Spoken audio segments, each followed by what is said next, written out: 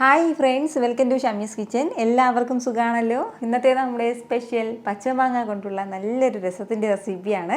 ഇതുപോലൊരു പച്ചമാങ്ങ രസം ഉണ്ടെങ്കിൽ ചോറിൻ്റെ കൂടെ പ്രത്യേകിച്ച് സൈഡായിട്ട് വേറെ ഒന്നും നമുക്ക് ആവശ്യമായിട്ടില്ല കേട്ടോ. വളരെ എളുപ്പത്തിലും രുചികരവുമായിട്ട് നമുക്ക് തയ്യാറാക്കിയെടുക്കാൻ പറ്റുന്നതാണ്. അപ്പോൾ ഈ വീഡിയോ ഇഷ്ടമായാൽ ഇതൊന്ന് ലൈക്ക് ചെയ്യാനും കൂടെ തന്നെ സബ്സ്ക്രൈബ് ചെയ്യാനും ആ തൊട്ടടുത്ത് കാണുന്ന ബെല്ലൈക്കൻ്റെ ഓള് മറക്കാതെ കൂടെ ഒന്ന് പ്രസ് ചെയ്തേക്കണേ. എന്നാൽ ശരി, ഇതെങ്ങനെയാണ് തയ്യാറാക്കുന്നത് വേഗം ഒന്ന് കണ്ടു നോക്കാം.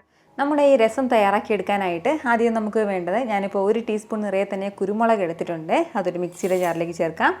കൂടെ ഒരു 1/2 ടീസ്പൂൺ അളവിൽ ചെറിയ ജീരകം കൂടി മിക്സിയുടെ ജാറിലേക്ക് ചേർത്തിട്ട് നല്ലതുപോലെ തന്നെ നമുക്കിതൊന്ന് പൊടിച്ചെടുക്കാം. ആദ്യം ഇതുപോലെ നന്നായിട്ട് ഞാനിതൊന്ന് പൊടിച്ചെടുത്തിട്ടുണ്ട്. ഇനി നമുക്ക് വേണ്ടത് പച്ചമാങ്ങയാണ്. ഞാനിപ്പോൾ ഇതുപോലെ ഒരു മീഡിയം വലിപ്പത്തിനുള്ള ഒരു പച്ചമാങ്ങ എടുത്തിട്ടുണ്ട്. ചെറിയ പുളിപ്പും രുചിയോടും കൂടിയിട്ടുള്ള മാങ്ങ വേണം ആവശ്യമായിട്ടുള്ളത്. ഇനി ഇതിൻ്റെ പുറംതൊലിയെല്ലാം ഒന്ന് മാറ്റിയിട്ട് നമുക്കിത് എടുക്കാം. ചെറിയ ചെറിയ കഷ്ണങ്ങളായിട്ട് നമ്മുടെ മാങ്ങ ഒന്ന് അരിഞ്ഞെടുത്തിട്ടുണ്ട്. ഇനി നമുക്കിതൊന്ന് മിക്സിയുടെ ജാറിലേക്ക് ചേർക്കാം. 1 കപ്പ് അളവിലാണ് കേട്ടോ മാങ്ങ ഉള്ളത്. കൂടെ പിന്നെ നമുക്കിതിലേക്ക് വേണ്ടത് ഇഞ്ചിയും വെളുത്തുള്ളിയാണ്.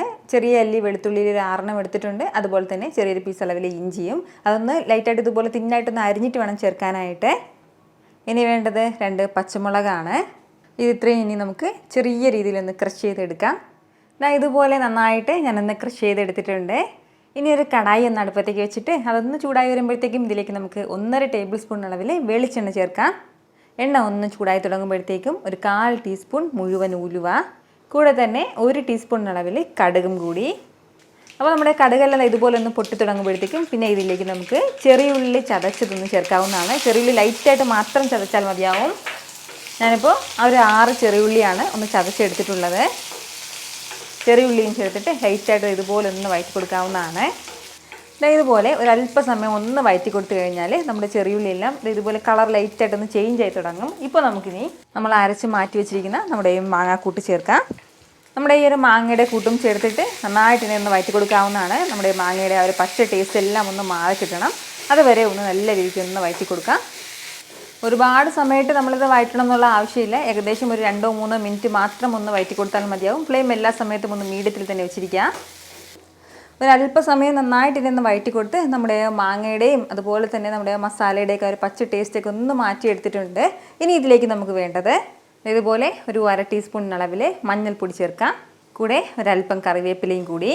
അപ്പോൾ ഇത് രണ്ടും കൂടി ചേർത്ത് നന്നായിട്ട് വീണ്ടും ഒന്ന് മിക്സ് ചെയ്ത് യോജിപ്പിച്ച് കൊടുക്കണം. നല്ല രീതിക്ക് ഇതുപോലെ ഒന്ന് വഴറ്റി കഴിഞ്ഞാൽ ഇനി നമുക്കിതിലേക്ക് വേണ്ടത് ആവശ്യമായിട്ടുള്ള വെള്ളമാണ്. 2.5 കപ്പ് അളവിലാണ് കേട്ടോ ഞാനിപ്പോൾ ഇതിലേക്ക് വെള്ളം ചേർക്കുന്നത്. ആവശ്യമായിട്ടുള്ള വെള്ളം ചേർത്ത് നല്ല രീതിക്ക് ഇതൊന്ന് മിക്സ് ചെയ്ത് കൊടുക്കണം. നമ്മുടെ മാങ്ങയെല്ലാം നന്നായിട്ട് തന്നെ ഉടഞ്ഞ് ഈ വെള്ളത്തിലേക്ക് ഒന്ന് അലിഞ്ഞ് ചേരണം. അതുപോലെ ഒന്ന് യോജിപ്പിച്ച് കൊടുക്കണം. ഇനി ഇതുവരെ നമ്മൾ ഇതിലേക്ക് ഉപ്പ് ചേർത്തിട്ടില്ല. ഇപ്പോൾ നമുക്ക് ഉപ്പ് ചേർക്കാം. 1 ടീസ്പൂൺ നിറയെ തന്നെ ഉപ്പ് ചേർക്കുകയാണ്.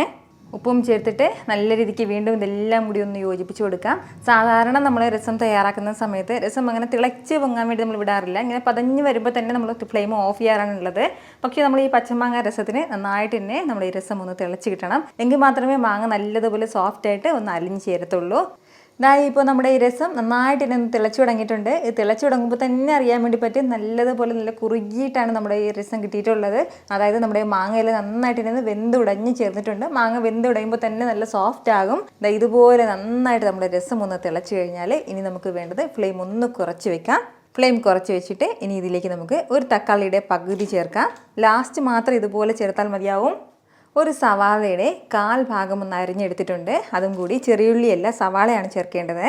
കുറച്ച് മല്ലിയിലയും കൂടി. കൂടെ പിന്നെ വേണ്ടത് ഒരു 2 പിഞ്ചളവിൽ കായപ്പൊടിയും കൂടിയാണ്. അതുപോലെ ചെറിയൊരു പീസ് അളവിൽ മാത്രം ശർക്കരയും കൂടി. നമ്മൾ ഈ ശർക്കര ചേർക്കുമ്പോഴത്തേക്കും ആ പുളിവും എരിവും ഒക്കെ നന്നായിട്ടൊന്ന് ബാലൻസ് ചെയ്ത് കിട്ടും.